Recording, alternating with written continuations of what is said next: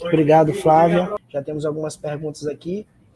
A primeira pergunta que temos aqui é da Ângela Araújo.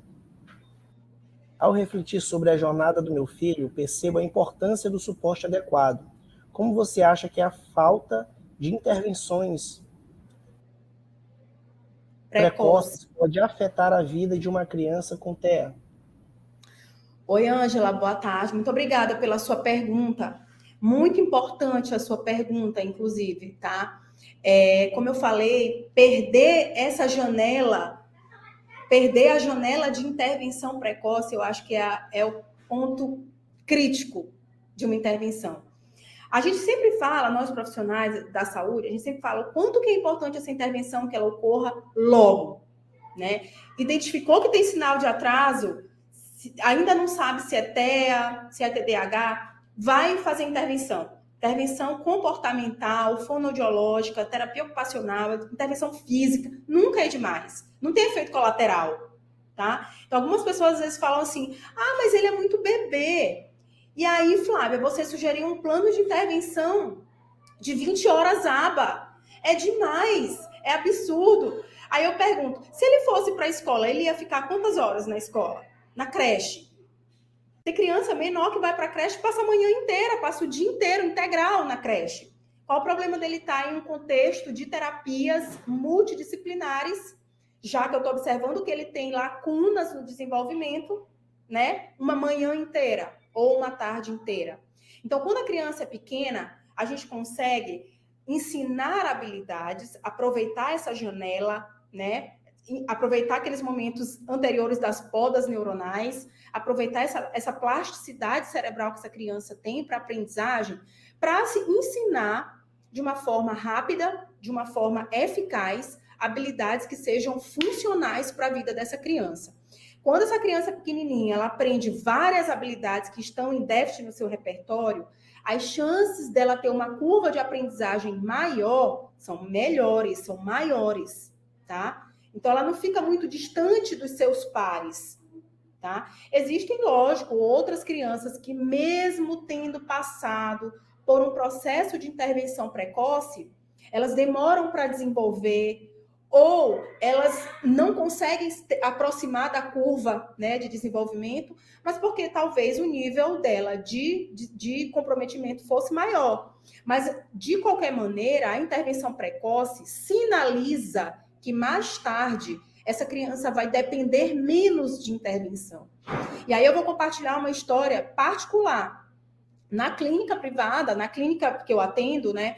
Eu atendo crianças há 8 anos, a mesma criança há 8 anos, né? E a gente vê que eles começaram bebês, começaram com muitas horas de intervenção, começaram com muitas intervenções multidisciplinares, e hoje muitos desses meus clientes estão num processo de desmame das terapias. Então, já receberam alta, às vezes, de fono, já recebeu alta de terapia ocupacional, muitos já não fazem mais a terapia ABA e estão no processo de psicoterapia 2 vezes na semana, né? E vão permanecer por esse processo, talvez, durante muito tempo, até a fase adulta, provavelmente.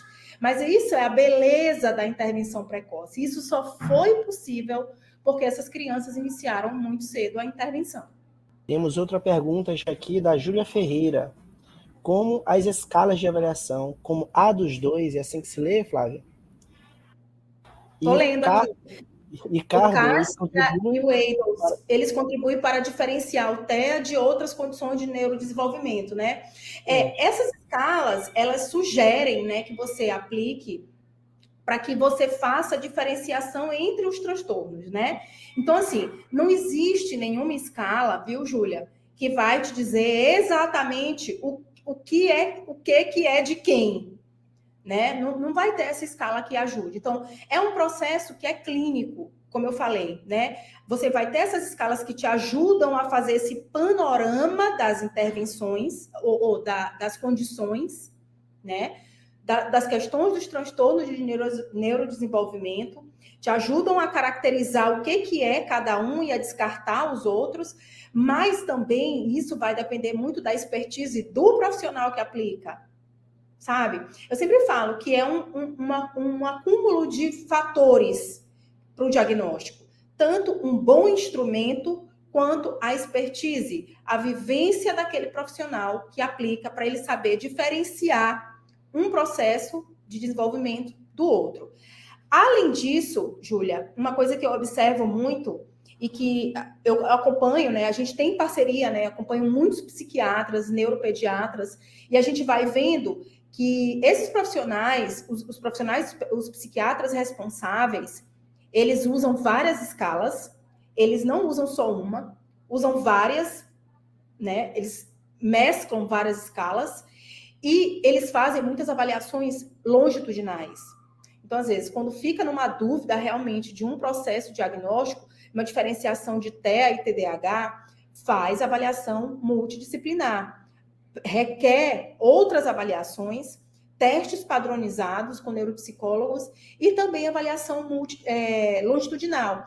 Então, às vezes, olha, coloca na intervenção, deixa passar 6 meses e volta aqui para a gente ver se esses sinais diminuíram ou estabilizaram, né? Ou sumiram.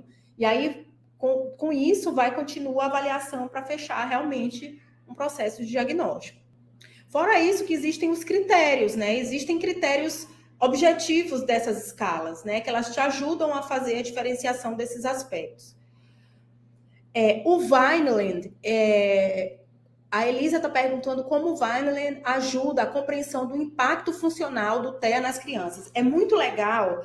O Vineland, ele é um protocolo muito rico, né? Quem tiver condições aí de comprar, eu sugiro, né? Ele é bem amplo, ele abrange o desenvolvimento, a vida do desenvolvimento do indivíduo, né?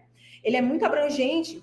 E lá ele vai te sugerindo ele vai sugerindo exatamente se o indivíduo, qual grau de autonomia que o indivíduo faz ou deixa de fazer determinadas habilidades dentro de cada dimensão que ele avalia.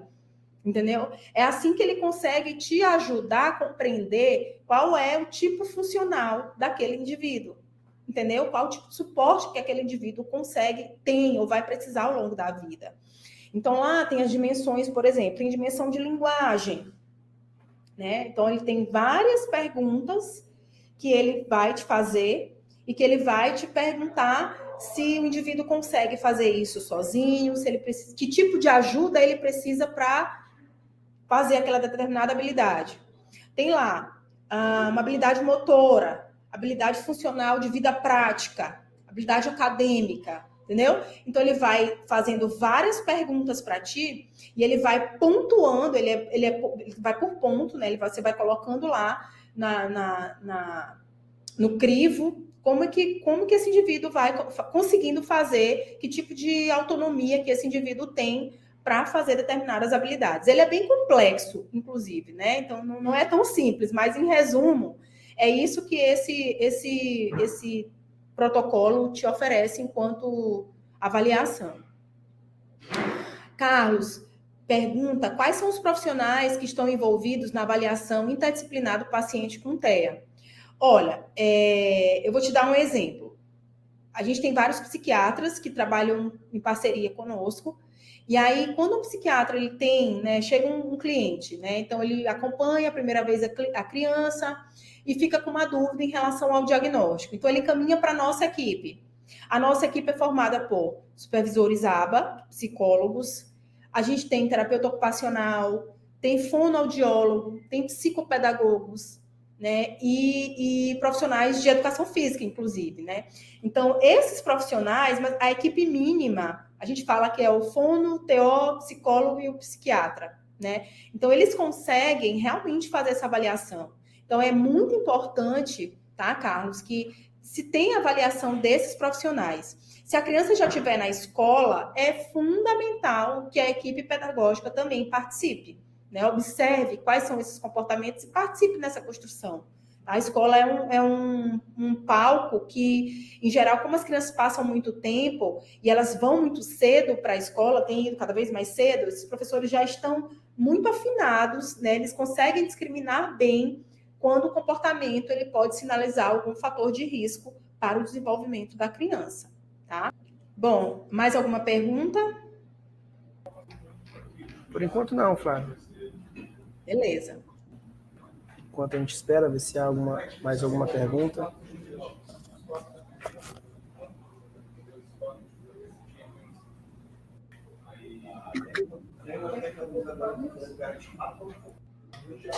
Flávio, eu acho que por enquanto é só. Beleza, pessoal, obrigada. Obrigada pelas perguntas. Flávia, nós que agradecemos, tá bom? Por mais uma vez você estar aqui conosco. Agradeço a todos que nos acompanharam até agora, né? Mais uma vez aí a tela, né, com registro de presença. Vocês podem apontar a câmera para esse QR Code para fazer o seu registro de presença. Temos o lado esquerdo aí também, né, a Sofia Web, o nosso sistema online de fortalecimento interativo para a atenção primária. Então, você que ainda está nos acompanhando aí, que faz parte da atenção primária, você pode estar acessando o nosso site, verificando e fazendo o seu cadastro aí na Sofia, tá? E que deste lado aqui tem profissionais que estão apostos para atender as demandas da atenção primária, tá bom? Flávia, mais uma vez, muito obrigado. Até a próxima. Tchau, tchau, gente. Obrigada, até logo, gente. Boa tarde. Tchau, tchau.